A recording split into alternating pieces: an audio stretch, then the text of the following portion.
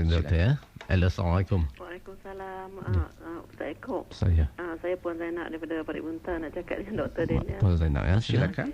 Assalamualaikum doktor. Waalaikumsalam warahmatullahi. Doktor, nak ambil satu petikan daripada surah Tin, doktor. Ya.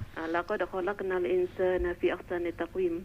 Allah Taala kata kami aku jadikan manusia itu sebaik-baik kejadian. Ya. Di sana memang ada rahsia banyak kan doktor kan? Betul. Seumpama kita tengok air laut yang bila kita nampak air laut tu sebenarnya ada satu kita boleh nampak ada di dalam tu ada mutiara yang sangat indah kan doktor ya, kan? Betul. Saya minta komen doktor Terima kasih. Assalamualaikum. Waalaikumsalam warahmatullahi.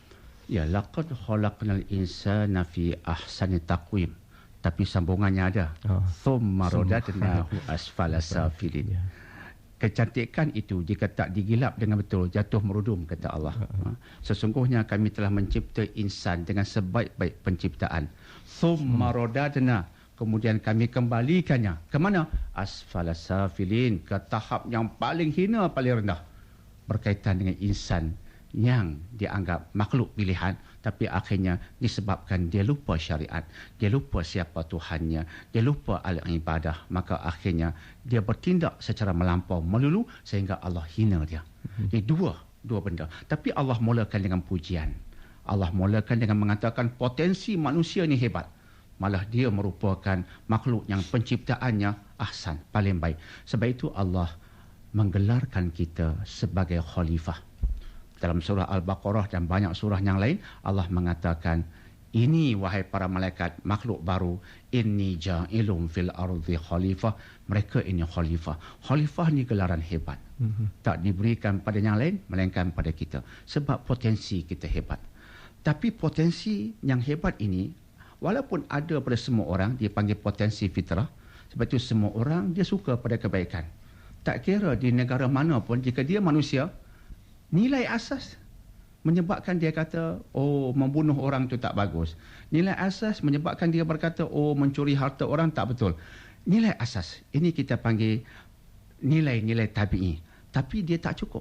Dia kena ada nilai berdasarkan syariat. Maka di situlah kepentingan Islam untuk diimani dan dihayati berdasarkan apa yang kita sebutkan tadi sebagai syariat. Barulah nilai natural tadi, nilai tabi'i tadi digilap. Baru manusia jadi benar-benar hamba Allah yang akhirnya akan dimasukkan ke syurga. Baru kita ada sertifikat permit untuk masuk ke syurga. Cuma daripada apa yang Puan Zainab sebutkan tadi, kita nak mengatakan bahawa untuk jadi betul-betul elok, penciptaan dah elok, tapi untuk maintain, untuk kekalkan keelakan, kita perlukan apa yang Allah sebutkan sebagai nur dalam surah An-Nur. Surah An-Nur. Kita perlukan cahaya. Dah elok dah kereta tu, tapi minyak tak ada, tak jalan juga. Jadi kita perlukan cahaya itu, penggerak kita. Penggerak itu bernama agama dan syariat. Maka dengan itu saja kereta yang dah elok jadi bermanfaat. Jika tidak, orang hanya kata elok tapi tak praktikal. Jangan jadikan Islam macam tu. Kita aja puji, oh, agama Islam ni bagus. Oh, orang Islam pun bagus, berpotensi. Tapi dalam hidup tak nampak. Kiasan lebih luas tentang manusia. Manusia ni berpotensi. Tapi bercelaru nampak kehidupan yang diledakkan oleh manusia. Sebab apa? Manusia yang berpotensi tak mampu ledakkan potensi. Sebab apa? Sebab penggilapnya tiada. Penggilap itu ialah agama dan syariat. InsyaAllah. Assalamualaikum. Waalaikumsalam. Ya, saya Muhammad dari Kampung Rawa. Muhammad Abu Zar daripada Kampung Rawa. Nak tanya kat Ustaz sikit. Ya, silakan. Ustaz, ni nak tanya sikit Ustaz.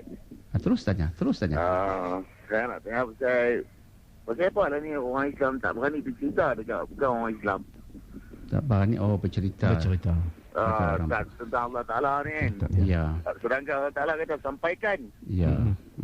Tapi dia sampaikan pada orang Islam saja Ustaz. Orang yang bukan Islam, bukan Cina, Hindu ni mana pun tak berani Ustaz. Ya. Bukan kalau boleh kata lah, mereka kapiak. Ya, betul. InsyaAllah. Itu boleh Ustaz uraikan sikit Ustaz. Boleh, insyaAllah. Mereka tak berani lah Ustaz. Baik, insyaAllah. Sedangkan mereka macam paling batu sembunyi tangan lagi dah. Baik, insyaAllah kita bicarakan. InsyaAllah. Terima kasih Ustaz. Baik. Assalamualaikum. Waalaikumsalam. Sebab itu dalam surah Fussilat, Allah Subhanahu wa taala berfirman, wa man ahsanu qawlan mimman da'a ila Allah wa amila salihah wa qala innani minal muslimin. Siapakah yang lebih baik perkataannya daripada orang yang mengajak orang lain kepada Allah? Itu penting. Mengajak, menyeru orang kepada Allah, itulah perkataan paling baik, seruan paling baik di sisi ilahi. Tapi tak cukup sekadar mengajak. Wa amila salihah, dia yang mengajak itu, dia sendiri beramal. Dia beramal soleh. Dan yang ketiga, wa qala innani minal muslimin, aku orang Islam. Dia bahasa bangga diri dia Islam sebagai Muslim. Itu 3 aspek. Tapi salah satu aspek ialah yang disentuh oleh Cik Muhammad Abu Zah tadi, iaitu kita kena menyeru. Menyeru orang kepada Allah. Orang Islam sudah beriman kepada Allah. Kita bertanya kepada orang Islam, siapa Tuhanmu? Allah. Tak ada keraguan. Jadi, siapa lagi yang tak kenal Allah? Sudah pastilah berkaitan dengan orang yang bukan Islam, yang tak yakin dengan Allah. Jadi ayat yang saya bacakan tadi dari surah Fussilat mengajak kita untuk bercakap tentang Islam kepada orang yang bukan Islam. Apatah lagi kita ini, jiran kita ada non-Muslim, di tempat kerja kita ada non-Muslim, kita kena ambil kesempatan. Namun jangan juga kita lupa, dalam kita menyebutkan kepentingan kita menyeru, kita kena ada persiapan. Sebab jika orang itu dia tak kenal ataupun dia tak ada persiapan, saya teringat perkataan Khalifah Umar bin Abdul Aziz. Orang yang membuat sesuatu tanpa ilmu, dia mendatangkan lebih banyak keburukan daripada kebaikan. Itu pun penting juga. Jadi umat Islam hari ini, dia tak berani. Sebab apa? Dia tak ada ilmu. Tak ada persediaan. Tak ada persediaan. Bila kita ada persediaan, insya-Allah sedikit sebanyak kita tu berani juga melangkah sebab kita sudah ada alat untuk melangkah. Tapi rata-rata macam saya sebutkan tadi, maaf cakap, tapi ini hakikat. Apa yang kita mengaji, yang kita belajar selama ini? Yang kita belajar selama ini, maaf cakap, walaupun kita akui baik, fiqh-fiqh ranting tentang cara nak solat, cara nak ambil wuduk, mandi wajib, diulang-ulangi. Saya nak ulangi apa saya katakan tadi, bukan tak bagus. Saya tak caci semua itu sebab saya pun wajib belajar. Tapi yang saya nak tegur ialah takkan tu ulang-ulangin tak habis-habis.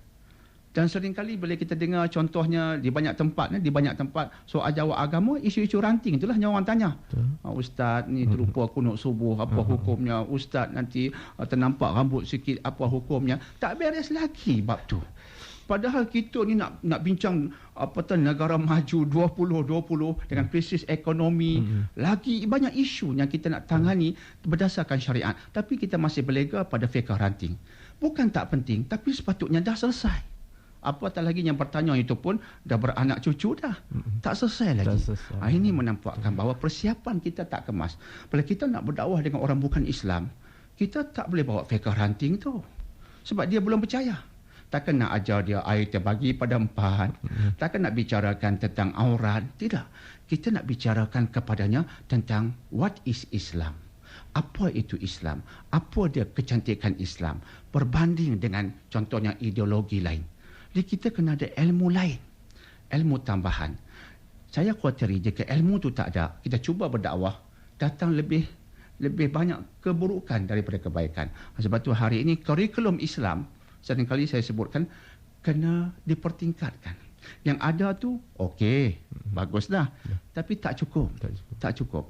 Bila kita nak menghayati ayat tadi, nak mengajak orang kepada Allah, bagaimana nak ajak orang supaya akhirnya dia kagum dengan Allah? Ya, Allah is also my God. Itu yang nak kita dengar sebagai hasilnya. Tapi dia bukanlah senang. Tapi kita kena usahakan ke arah itu. InsyaAllah. Jadi sebagai rumusannya, ramai antara kita tak berdakwah disebabkan kejahilan. Dan bila kita tak berdakwah, kita bersalah. Di sisi Allah, kita tidak tunai suatu kewajipan. Dia bukan benda sunat. Dia kewajipan besar. Berdakwah ni wajib. Bayangkan kita tak buat benda wajib. Sebab tu kadang-kadang keberkatan tu kurang. Sebab kita hidup dengan masyarakat majmuk, non-Muslim. Tapi orang non-Muslim sembang bab, roti canai, sembang bab nasi kandang kita, buah hulu orang Melayu. Orang buah hulu orang Melayu ni dodol orang